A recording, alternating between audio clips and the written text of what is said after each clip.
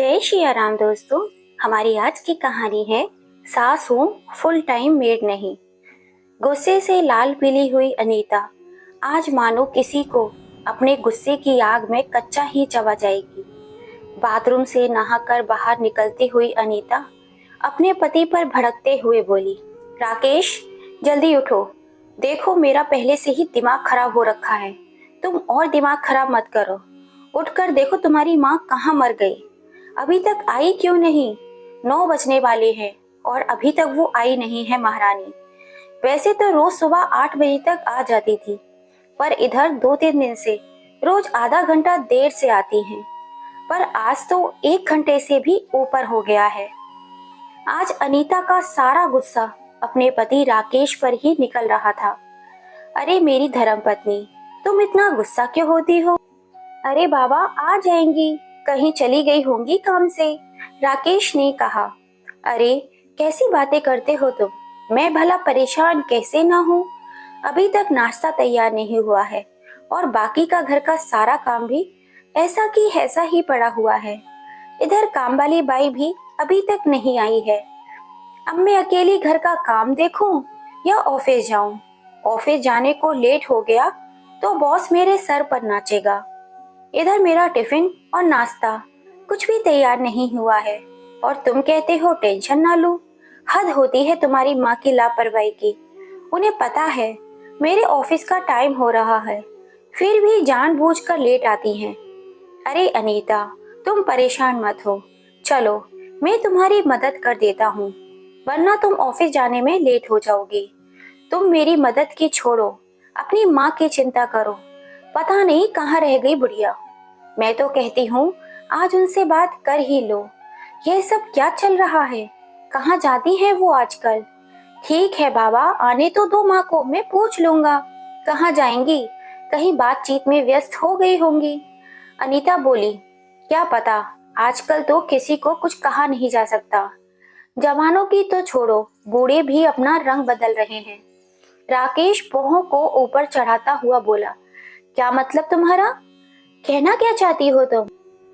मैं कुछ नहीं कह रही हूँ, बस अपनी माँ से बात करो, इतनी देर आजकल कहाँ रहती हैं? कहते हुए अनीता फिर अपने काम में लग गई।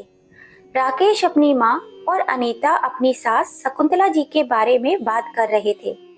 शकुंतला जी अपने पति की मृत्यु के बाद गांव से शहर अपने बेटे बहू के साथ रहने के लिए आ गई थी। गांव में अकेले कैसे रहोगी, यह कहकर उनका बेटा राकेश उन्हें अपने साथ अपने घर शहर ले आया था। कुछ दिन तो बहू ने शकुंतला जी को बहुत आराम दिया, फिर धीरे धीरे करके सारे काम की जिम्मेदारी उनके कंधों पर ही डाल दी। राकेश उनका इकलौता बेटा है, जो कि एक मल्टीनेशनल कंपनी में जॉब करता है और उनकी बहू अनीता भी ऑफिस में जॉब करती है। शकुंतला जी का 3 साल का पोता है, जो कि वे प्ले स्कूल में पढ़ता है। उसे स्कूल छोड़ने और लाने की जिम्मेदारी भी अब शकुंतला जी के कंधों पर ही आ गई थी। पहले तो घर के सभी कामों के लिए काम वाली बाई लगी हुई थी और एक फुल टाइम मेड भी रखी हुई थी, जो शकुंतला जी के पोते गोलू की देखभाल करती थी। पर अनीता ने एक के बाद एक करके सबको काम से निकाल दिया और बहाना बना दिया यह सब लोग सही से काम नहीं करते हैं। बस अब घर में बर्तन मांजने वाली और साफ सफाई करने वाली काम वाली बाई आती थी। शकुंतला जी ने सोचा, ये मेरा अपना ही घर है, बेटे बहू पोता सब अपने ही तो हैं। यह सोचकर पूरे घर की जिम्मेदारी उन्होंने अपने कंधों पर ले रखी थी। लेकिन इतना सब करने के बाद भी उनकी घर में कोई इज्जत नहीं थी। अनीता तो कभी उनसे सीधे मुंह बात तक नहीं करती थी। उसे तो सिर्फ उनके काम से ही मतलब था। अपने बेटे राकेश के मुंह से प्यार के 2 बोल सुनने को भी तरस जाया करती थी। एक दिन अनीता फोन पर किसी से हंसकर बात कर रही थी। अरे जब से ये बुढ़िया घर में आई है, मुझे तो बहुत आराम हो गया है। अब मुझे गोलू की भी चिंता नहीं रहती। राकेश की माँ ने बहुत अच्छे से हमारे घर को संभाल रखा है। अरे इसीलिए तो उनको गांव से यहाँ अपने घर लेकर आ गए। उधर गांव में भी पैसा भेजना पड़ता था और यहाँ काम वालियों को भी पैसा देना पड़ता था। दोनों जगहों के पैसे ही बच रहे हैं और फ्री फोकट में काम भी बहुत अच्छे से हो रहा है और गोलू की देखभाल भी, वह भी बिल्कुल फ्री में। फुल टाइम मेड जो मिल गई है, वरना इन मेडों के तो नखरे बहुत बड़े रहते हैं। मैं तो तंग आ चुकी थी इन काम वालियों के नखरों से, इसीलिए हम लोगों ने यह रास्ता निकाला। शकुंतला जी ने अनीता की सारी बात सुन ली थी। अनीता की बात सुनकर शकुंतला जी चकित रह गईं। उनको असहनीय दुख होने लगा। उस समय उन्हें ऐसा लगा मानो उनके दिल पर किसी ने प्रेम की हजारों छुरियां चला दी हों। दुख के समुद्र में डुबकी लगाए वह सोच रही थी, जिसे मैं अपने बहू बेटे का घर समझ रही थी, उनके लिए उनका कोई महत्व नहीं था। उनकी स्थिति घर में सिर्फ एक फुल टाइम मेड की ही थी। बहू को क्या दोष दूं जब मेरा खुद का बेटा ही मेरा सम्मान नहीं करता। कितने प्यार और उत्साह से वो इस घर को संभाल रही थी, पर अनीता की बात सुनकर वे अंदर तक टूट चुकी थी। एक तो पति के जाने का गम, ऊपर से बहू बेटे का ऐसा व्यवहार उन्हें अंदर तक झकझोर कर रख दिया। वो चुपचाप अनीता को बिना आवाज कराए वहां उसकी बात सुन चुकी हैं, अपने काम में लग गई। शकुंतला जी के पति गोपाल जी एक किसान थे। दूसरे की जमीन पर खेती बाड़ी का काम किया करते थे। उसी से उनका घर चलता था। खुद की कोई जमीन जायदाद तो थी नहीं। 2 कमरों का एक छोटा सा अपना मकान ही था। राकेश उनकी इकलौती संतान थी, जो कि शादी के 10 साल बाद काफी मिन्नतों के बाद पैदा हुआ था। वे दोनों राकेश की परवरिश में कोई कमी नहीं चाहते थे। अपना पेट काट काट कर वे उसकी सारी इच्छाएं पूरी करते। वे दोनों चाहते थे कि उनका बेटा पढ़ लिख जाए और बहुत बड़ा आदमी बन जाए। राकेश भी उनकी उम्मीदों पर खरा उतरा। गांव के स्कूल में हमेशा पढ़ाई में प्रथम आता था। स्कूल की पढ़ाई के बाद वह शहर आ गया। कॉलेज में दाखिला ले लिया। पढ़ाई में अव्वल रहने के कारण उसे स्कॉलरशिप मिलती थी। कॉलेज के बाद इंजीनियरिंग की और एक कंपनी में बतौर इंजीनियर सेलेक्ट हो गया। राकेश ने फोन करके उन्हें नौकरी के बारे में बताया, जिसे सुनकर वे दोनों बहुत खुश हुए थे। एक दिन शकुंतला जी ने राकेश से कहा, बेटा अब तो तू कुछ दिन के लिए घर आ जा। कितने दिन हो गए हैं तुम्हें देखे हुए। राकेश ने कहा, क्या माँ, अभी तो नौकरी मिली है, अभी से छुट्टी नहीं मिलेगी। 6 महीने के बाद देखता हूँ, छुट्टी मिलते ही घर आऊंगा। करीब 8 महीने के बाद राकेश 2 दिन के लिए घर आया और माँ बाबूजी से कहा, उसे एक लड़की बहुत पसंद है और हम दोनों अगले महीने शादी कर रहे हैं। शादी की बात सुनते ही दोनों पति पत्नी चकित रह गए। अपने इकलौते बेटे की शादी को लेकर उन दोनों के बहुत सारे अरमान थे। आज राकेश की बात से वह सभी धरे के धरे रह गए, पर राकेश की खुशी के लिए वे दोनों मान गए। ना मानने का तो प्रश्न ही नहीं था, क्योंकि राकेश ने अपना फैसला पहले ही सुना दिया था।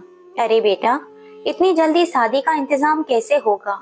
शकुंतला जी ने राकेश से पूछा। माँ, तुम्हें इंतजाम को लेकर परेशान होने की कोई जरूरत नहीं है। शादी शहर में है। अनीता के पिताजी शादी का सारा इंतजाम कर रहे हैं। अगले महीने बस आप दोनों को बहू को आशीर्वाद देने चलना है, राकेश ने कहा।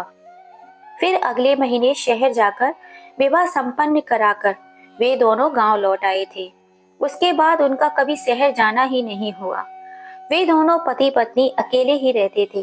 राकेश हर महीने कुछ पैसे अपने बूढ़े माँ बाप के पास भेज दिया करता था, पर बहू बेटा दोनों में से कभी कोई भी गांव नहीं आता था।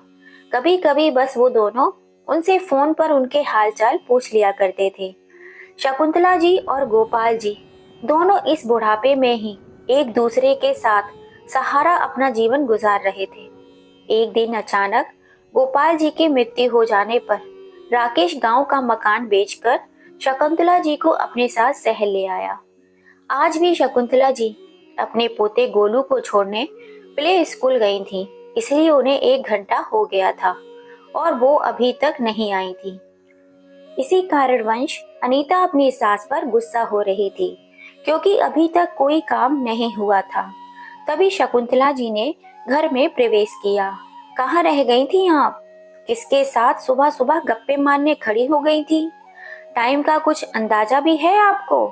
आपकी लापरवाही की वजह से हम दोनों कितने परेशान हो गए थे। राकेश ने भारी भरकम आवाज में कहा। हाँ बेटा, परेशान तो हो ही गए होंगे तुम लोग, क्योंकि अभी तक घर का कोई काम जो नहीं हुआ। शकुंतला जी ने कहा। अरे माँ, ये कैसी बातें कर रही हो आप? मुझे तो इस बात की चिंता हो रही थी कि इस अनजान शहर में इतनी देर आप कहाँ लगा दी? कहीं रास्ता तो नहीं भूल गई? कहीं आपको रास्ते में कुछ हो तो नहीं गया?